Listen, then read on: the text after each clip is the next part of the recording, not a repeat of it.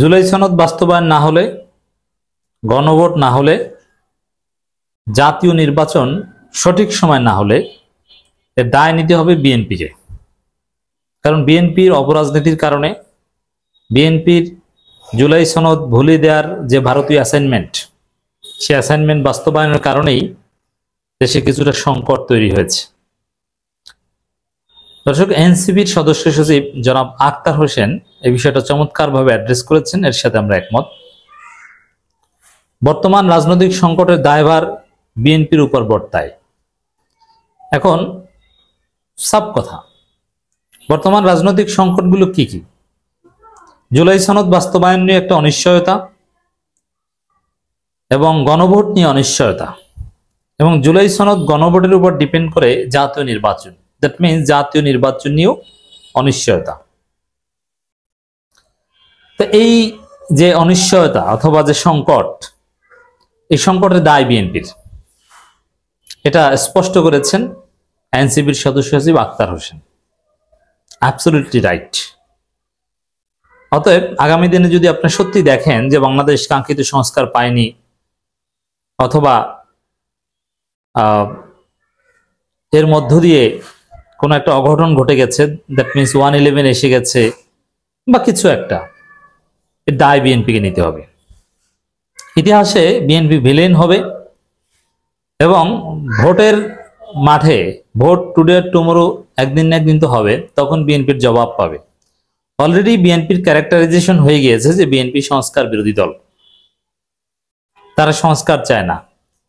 জাতি জেনে গিয়েছে সোশ্যাল মিডিয়ার এই যুগে তথ্যের অবাধ প্রবাহ। বিএনপির যে নোট অফ ডিসেন্টের খেলা, এটা ভারতীয় অ্যাসাইনমেন্ট, রয়ের অ্যাসাইনমেন্ট। নোট অফ ডিসেন্ট এটা বিএনপি ঠিক করেনি, এটা ভারত ঠিক করেছে। সেই নোট অফ ডিসেন্ট গুলো কি? সংবিধান সংস্কার রিলেটেড সব জায়গায় বিএনপির নোট অফ ডিসেন্ট, 48টার মধ্যে 43টায় নোট অফ ডিসেন্ট। আর বিএনপি রাজি কিসে? রাষ্ট্রভাষা বাংলা, এটা রাজি। তাহলে বুঝতে পারছেন যে বিএনপি আসলে কতটা তীব্রভাবে সংস্কার বিরোধী।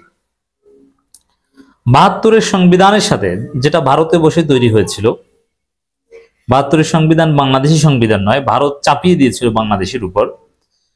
72-এর সংবিধানের সাথে সাংঘর্ষিক এরকম একটা বিষয় বিএনপি সংস্কার করতে রাজি না।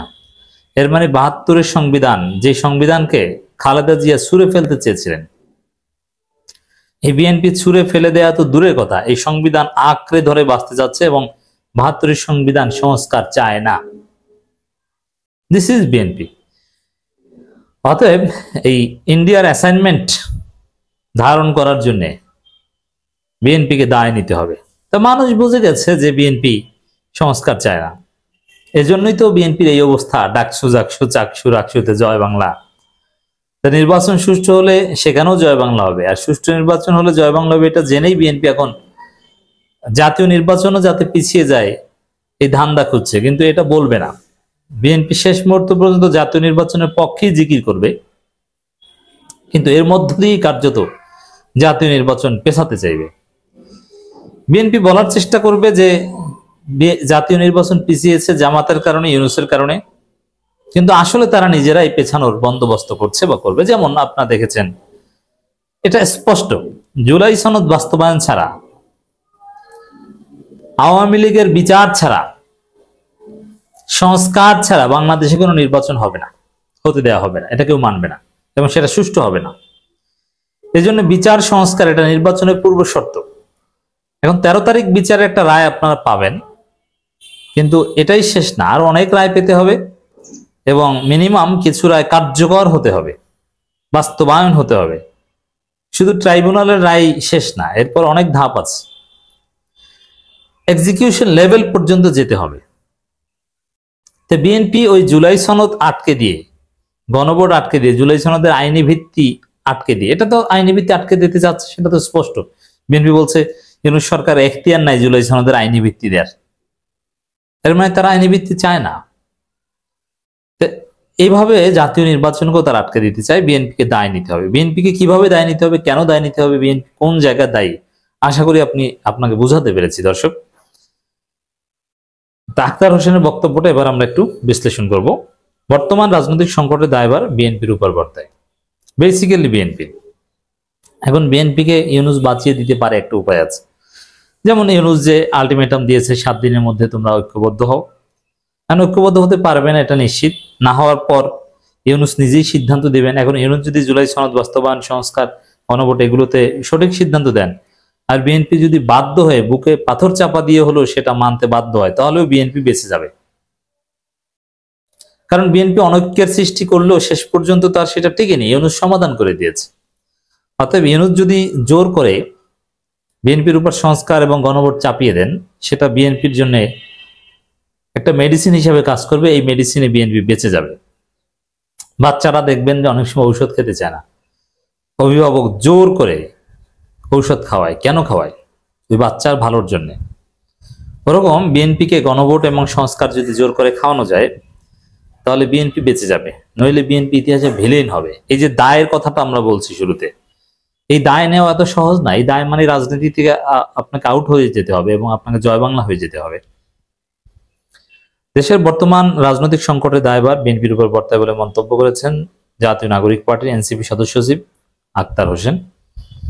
তিনি বলছেন, আমরা ৭৫-এর যে ঘটনা প্রবাহ দেখি, মুক্তিযুদ্ধের পর যে ঘটনা প্রবাহ দেখি, এর জন্য সম্পূর্ণ দায়ভার যেমন আওয়ামী লীগের, এবং বর্তমান বাংলাদেশের যে সংকট তৈরি হয়েছে তার দায়ভারও বিএনপির উপর বর্তায়। তাহলে কি বোঝা গেল? যে অলরেডি ইতিহাসের দায় নিয়ে আওয়ামী লীগ পালিয়েছে। এরপরে এই এখন যে বিএনপি সংকট তৈরি করছে, এর দায় নিয়ে বিএনপিকে পালাতে হবে। দেশ সেদিকে যাচ্ছে। বিএনপির ভাগ্য কোন দিকে আশা করি বুঝতে পারছেন।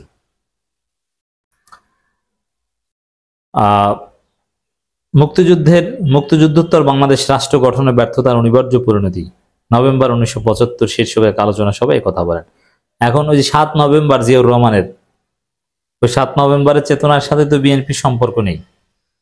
শ্রদ্ধেয় মাহমুদুর রহমান এই বিষয়ে একটা কলাম লিখেছেন, 7 নভেম্বরের চেতনা এবং বর্তমান বিএনপিকে রিলেট করে।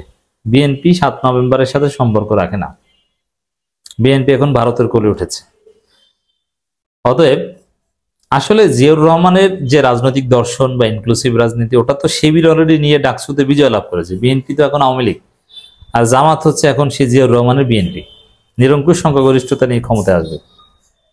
দেশ সেদিকে যাচ্ছে। দেশে গণতান্ত্রিক রূপান্তর ঐক্যমত্য কমিশনের দীর্ঘ আলোচনার কথা উল্লেখ করে আক্তার হোসেন বলেন, গুরুত্বপূর্ণ জায়গাগুলোতে বিএনপি যে নোট অফ ডিসেন্ট দিয়েছে, সেগুলো থাকলে এনসিপির দেওয়া সংস্কার প্রস্তাবগুলো অর্জন করা সম্ভব হবে না। বিএনপির নোট অফ ডিসেন্টের বিপরীতে এনসিপির দেওয়া নোট অফ ডিসেন্ট বহাল না রাখলে জুলাই সনদ অর্জনের সিটি ফোটাও থাকবে না। তো বিএনপি নোট অফ ডিসেন্ট দিয়েই বিএনপি গ্যারাকলে পড়েছে। ওটা বিএনপির গলার কাটা।